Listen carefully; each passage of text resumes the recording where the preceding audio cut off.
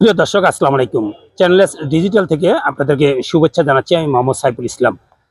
আমি এই মুহূর্তে দাঁড়িয়ে আছি শরীয়তপুরের ভেদরগঞ্জ উপজেলার চরকমারিয়া ইউনিয়নের যে ঐতিহ্যবাহী যে মোল্লারহাট বাজারটি আছে, সেই মোল্লারহাট বাজারে আমার পিছনে দেখতে পাচ্ছেন আপনারা মরিচ।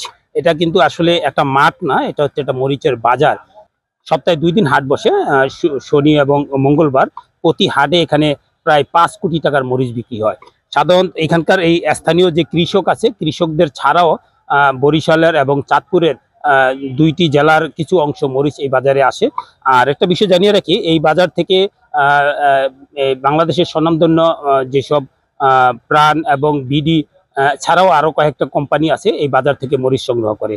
তো এবছর আমরা কিছুক্ষণ আগে যে বাজারে ঢুকলাম, বাজারে স্থানীয় যে কৃষক এবং আড়তদারদের সাথে যে কথা বলে যেটা জানতে পারলাম যে এই বাজারে এবছর গত বছরের তুলনায় 1 থেকে 150 টাকা মরিচের দাম কম, সেই জন্য কৃষকরা হতাশ। তো আমরা একাধিক কৃষকদের সাথে আলাপ করেছি, যেটা তাদের কাছ থেকে জানতে পারলাম সেটা হচ্ছে যে এই বর্তমানে সার, লেবার এবং বীজের যে মূল্য, সেই তুলনায় একেবারেই মরিচের দাম একেবারেই কম, গত বছরের তুলনায় 1 থেকে 150 টাকা কেজিতে কম। আমরা এখন কথা বলবো এই বাজারের যে স্থানীয় যারা কৃষক আছে তাদের সাথে এবং স্থানীয় আড়তদারদের সাথে। মরিচ ছিল 200 টাকা, 220 টাকা। এইবার মরিচ আমার এটা 37 টাকা মূল্যাইতে আছে। এবার আমাকে পড়তাইতেছে না কোনো দিকটা। 3 বস্তায় 3 মণ মরিচ হইব না। সার ওষুধের দাম বেশি, বলদি কাতলা দাম বেশি। বদলি একটা খেত বদলি লইলে 500 টাকা দেওয়া লাগে হাজিরা। 5 ঘন্টা কাজ করা যায়। দেখা গেল 1 বস্তা সার কিনে 2000 টাকা লাগে। এবারে 120-30 টাকা 40 টাকা কম কেজি প্রতি। কৃষক এইরকম হইলে আর মুশকিল করবো না, আর আমিও করবো না। মোল্লাবাজার মরিচ বাজার কিন্তু অনেক ভালো, সবচেয়ে চরমশালীতে মোল্লাবাজারের সবচেয়ে ভালো বাজার। গতবার যে মরিচ বিক্রি করছি ওই হিসাবে আমরা মোটামুটি একটু লাভবান ছিলাম। এবছর আমাদের সারে ওষুধের যেভাবে ওষুধের দাম গেছে, এই হিসাবে আমরা মরিচ বিক্রি করে আমরা তেমন একটা লাভবান হতে পারিনি। আমরা অনেকটাই লসের পথে আছি। মরিচের বাজারে আমাদের শতখানেক শ্রমিক আছি। আমরা এই মরিচের বাজারের উপর নির্ভর করে আমাদের জীবন জীবিকা উপার্জন হয়। মরিচ কোলেস্টারও রয়ে গেছে। আর বাজারে কোম্পানি আগে ছিল, এখন কোম্পানি এখনো ধরে নাই মরিচ, এই কারণে বাজারের দশ, এই কারণে মরিচের দাম কম, কৃষক হতাশ। থেকেগুলো অনেক দূরে যায়। যেমন বর্তমানে 3টা বড় কোম্পানি আমাদের বাজারে, একটা হলো বিউটি, একটা বিডি, একটা প্রাণ। এই কোম্পানিগুলো এই মরিচগুলো ক্রয় করে তারা তাদের ইয়াতে নিয়ে যেতে আছে। আর এমনি অন্য দূর থেকে চিটাগাংয়ের পার্টি আছে, ঢাকার আছে, খুলনার আছে, বড় বড় ব্যবসায়ী আছে, ক্রয় করে তারা বিভিন্ন মোকামে পাঠায়। অন্যান্য বছর যেমন 3-4 হাজার মণ মরিচ আমদানি, তো প্রায় 4-5 কোটি টাকার মরিচ কিনে বেচা হইত।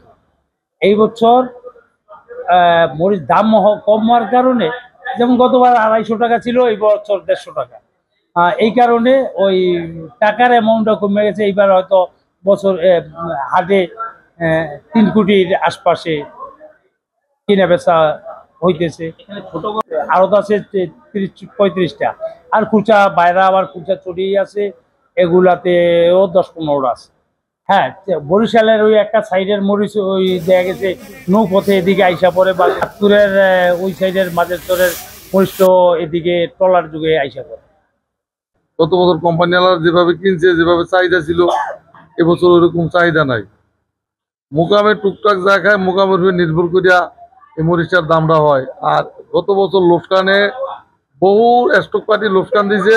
লোকসানের কারণে এবছর অনেকে ধরতেছে না মরিচ, যে হিমাগার গত বছর অনেক মরিচ রয়ে গেছে বেচা, কিন্তু পর্যাপ্ত পরিমাণ হিমাগারের জায়গা না থাকতে কৃষক অনেক মরিচ দাম ন্যায্য মূল্য পাইতেছে না, কম দামে বিক্রি করতে হচ্ছে।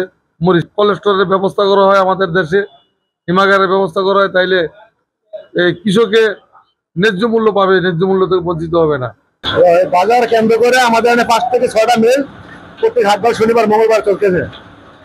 বাজারের লগে মিল দেখিয়া বাজার ওই কিনছি মরিচ বিক্রি, বাজার তলি ভাঙায় লয়ে দেখতে আছে।